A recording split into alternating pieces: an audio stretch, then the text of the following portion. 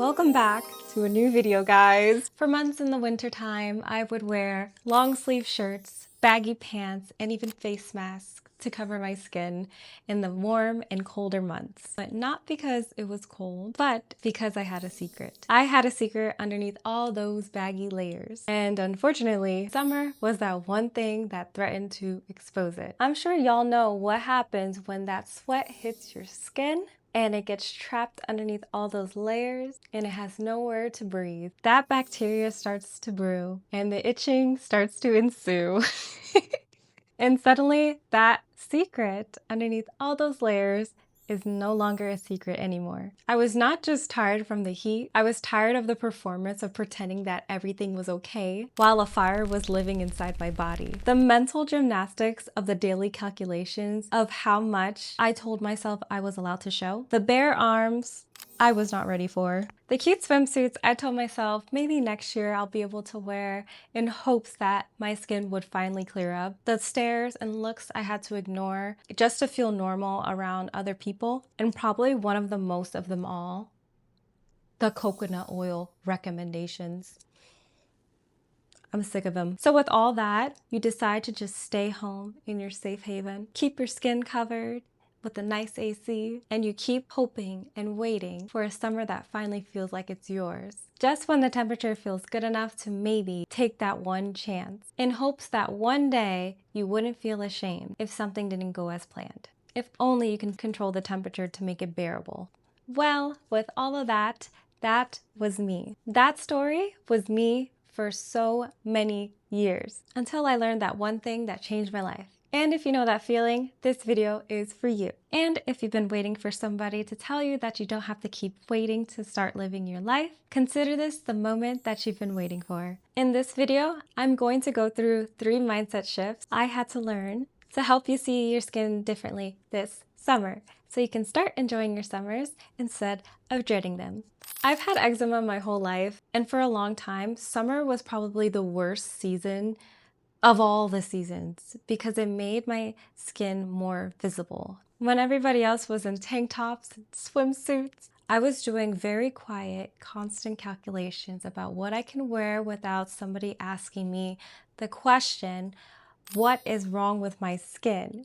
And because of that, I stopped wearing short sleeve. I said no to pool parties, not all of them, because I still like to have a good time, but just enough of them for me to hide myself. I planned beach trips and spend half of the day with a cover-up on, watching everybody else have fun and be free in their bodies. And the worst part was, I convinced myself that, no, this is fine. This is just who I am. Some people get to have carefree summers, and I was the one that just had to stay in the shade in hopes that I wouldn't have a flare-up because of how hot it was. And I was just not like those other people. I want to talk about how that mindset changed for me, because in the end of the day, it did change. Because you can see me, I'm wearing long sleeves now. Oh my gosh. And it did not change because my skin cleared up first. Before we go any further, I want to name something, because I think part of the healing is when somebody says the thing that you've been thinking of in your head and they say it out loud and you finally get the epiphany of like, oh my gosh, that's what I've been thinking for so long. So I'm going to say it for you. I'm going to say it for you so you stop wondering if you just made it up in your head. Because maybe you've been carrying these same thoughts that I've had myself. The outfit planning. Getting dressed isn't about what you feel like wearing. It's about what can I wear to cover this? What sleeves are long enough? What fabrics won't make me itch? Is it breathable? And most importantly, what can I wear to survive in this 90-degree weather? With all these questions in mind, your head is making all these decisions for you, not your body. The pool. It's not that you don't want to swim. You miss swimming. You miss being a fish. You miss jumping in the water without even thinking about it. Now you're thinking, will this chlorine make my skin burn? Will my skin flare afterwards? How long will it take once I get out of this water until my skin starts to flare? Who is staring at my skin right now? Oh my gosh. Will they come up to me and ask me what happened? Will they recommend me coconut oil? Sometimes the hardest part isn't getting into the pool. It's grieving the version of you that used to do it carefree. The photos. So we're avoiding taking pictures, You're standing at certain angles, maybe you're hiding behind a friend, you're cropping yourself out of photos, you're telling your friends not to post it, you're scared of how your flare look, and you're even going to the lengths of deleting every photo where you see the flare showing up on your skin. I know I did that for a long time. I did that for years. Every photo that I hated, that I didn't like how my skin looked, I deleted it. And the worst part was, I regret deleting those photos because I think that photos are memories. They tell a story. So when you delete those stories, you can't go back on them. Like, you'll have them as memories, but it's nice to see those memories back again. Yes, you might be going through a hard time at that time, but in the future, when you do reflect back on those photos, you can see how far you come. And that's why I wish I didn't delete those photos. The comparison. I feel like summer has its ways of making comparison feel unavoidable. Everybody else seems so comfortable in their shorts, swimsuits, and tank tops, and bikinis, while I'm in the corner trying to figure out, does this even feel good enough to show right now? Not because I was ashamed, but because I was so tired of explaining what was going on with my body. And then there's the exhaustion. And this is not the physical kind of exhaustion. I mean, the sun does have its ways of tiring you out, because I'm telling you, that sun, it don't play. This type of exhaustion I'm talking about is the emotional kind. The exhaustion of constantly thinking of your skin, doing the mental gymnastics like we talked about, planning around how your skin will present itself in the summer days, and preparing for comments before they even happen. I know for me, whenever I went around family that hasn't seen me for a while and they would see my skin, I would always be kind of ashamed because I'm like, oh my God, please please do not recommend me any products. Like, I understand it's coming from a place of love and care and concern, but at the same time, it really is frustrating because it's not that we haven't tried those same products that you've been recommending, right? It's that there isn't just one specific thing that can help you. It's just so multifaceted. And I feel like a lot of people don't understand that when they are recommending a product. And it's not to say that they're doing a bad thing, right? It's just that there's so many different aspects that come into why your skin reacts the way that it does. And everybody is not the same. So when you feel that one person is like, oh my God, I healed my eczema, and you're like, I'm struggling over here, like, stop recommending me your coconut oil. It's just so much more complex than what people think it is. And I think that's very important to say because there's a lot of things that go into why your skin reacts the way that it does. I do touch on this subject in the survival mode video that was before this one. Because of this emotional exhaustion that you're carrying, I'm just gonna let you know, it is not weakness. It isn't vanity. It isn't you caring too much. It's grief. Grief for the summers that felt different, if only you could see yourself differently. Grief for the version of yourself that you didn't have to think so hard before simply existing. And if that's what you've been carrying, you're allowed to grieve it.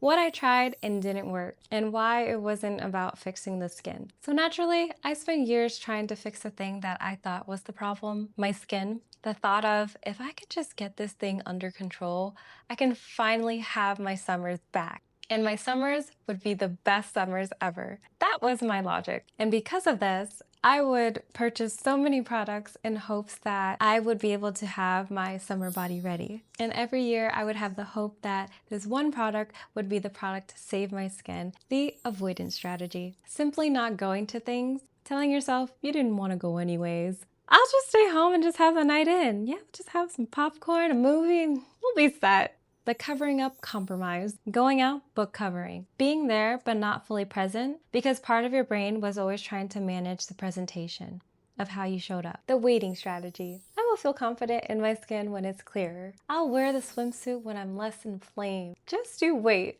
I'll book the beach trip when I know that my skin can handle it. And with all those strategies, here's what I eventually had to face. The clearer seasons came, and the worst part was I still felt the same way because problem wasn't actually my skin. The problem was how I let my eczema define what I did and did not do, and how it defined me, my identity, about whether I was allowed to take up space and whether my body was something to apologize for. That is the thing that no skincare routine can fix. So, what changed? And I want to tell you honestly what it was and what it was not. Shift 1. I started to treat my summer avoidance like data instead of evidence. Every time I said no to something because of my skin, I started to ask, is this actually protecting me, or is this shrinking the possibilities of what is available for my life right now?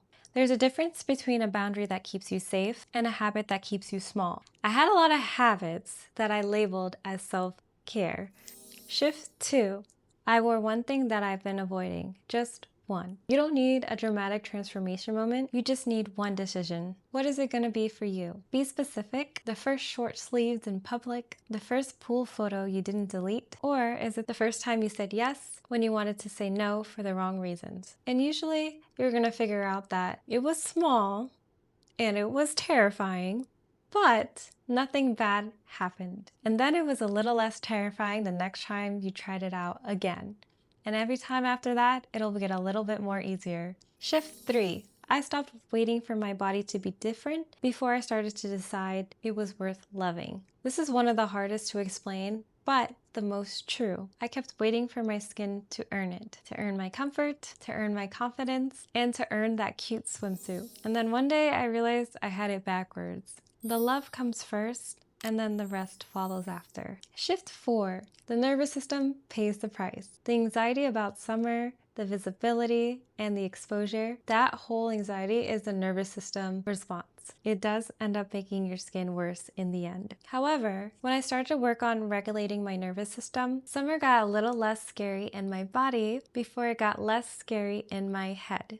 Your skin and your nervous system are in constant communication with each other. When I started to listen to that conversation, everything shifted, and it can shift for you too. Now I know what you might be saying, Amelia, I get it, but what about swimming? You talk about being a fish, you talk about going into the water, but what about the different types of waters that we have available to us?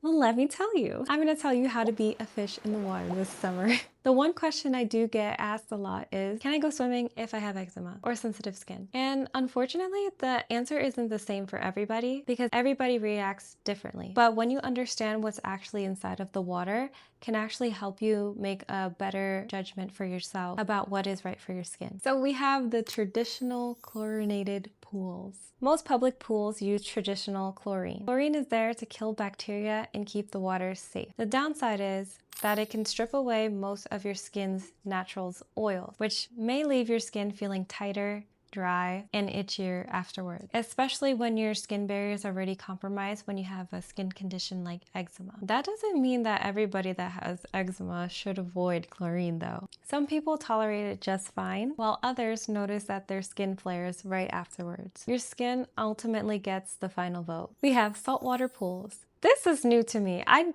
never heard about saltwater pools until I actually moved, and I don't know if this is something new or it's been around, or we just never had it in where I used to live, but saltwater pools are new to me, and we actually have one where I live, and I think it's actually pretty cool. So for these pools, they actually feel gentler on your skin because they don't have the strong chlorinated smell. But here's something that most people don't realize. Saltwater pools still contain chlorine. The chlorine is simply created by dissolving salt through a process called electrolysis.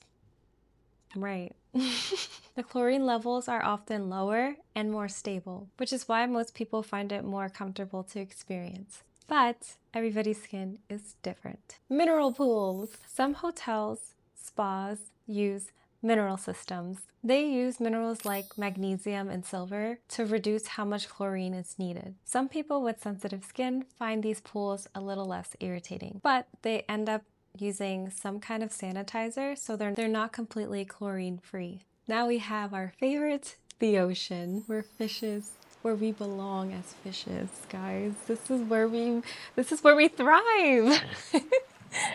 Then there's the ocean. Seawater is naturally salty, and that water for some people can actually sting if you have cracks or any open wounds or flares that are active. But for some people, once they get past that initial sting, swimming in the ocean can feel surprisingly soothing. The salt water may help to rinse away the sweat and bacteria from your skin as well. But for others, of course, they can find it to be irritating. Again, this is not a universal experience. And don't forget, the sun, wind, and sand can dry out your skin just as much as the water itself.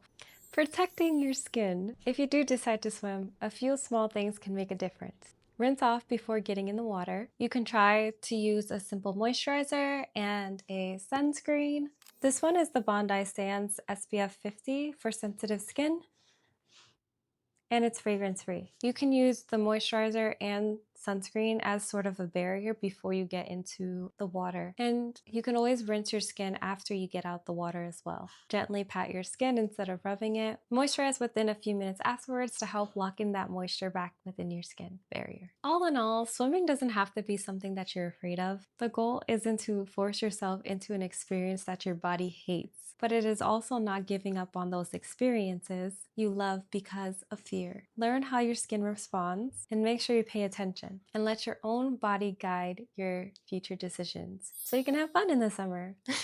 Your skin is still your skin. You still have eczema. Some summers are easier than others. For me, what changed wasn't my eczema. What changed is what I've decided it means about the summer I believed I was allowed to have. I went to the pool this summer, I wore the swimsuit, I took the photo, and I did not immediately look for the photo where my skin was the least visible. I just kept the one where I was just smiling the best. And this is not a small thing. From where I started in the beginning to where I am now, that is a feat within itself. I am not healed, I am healing.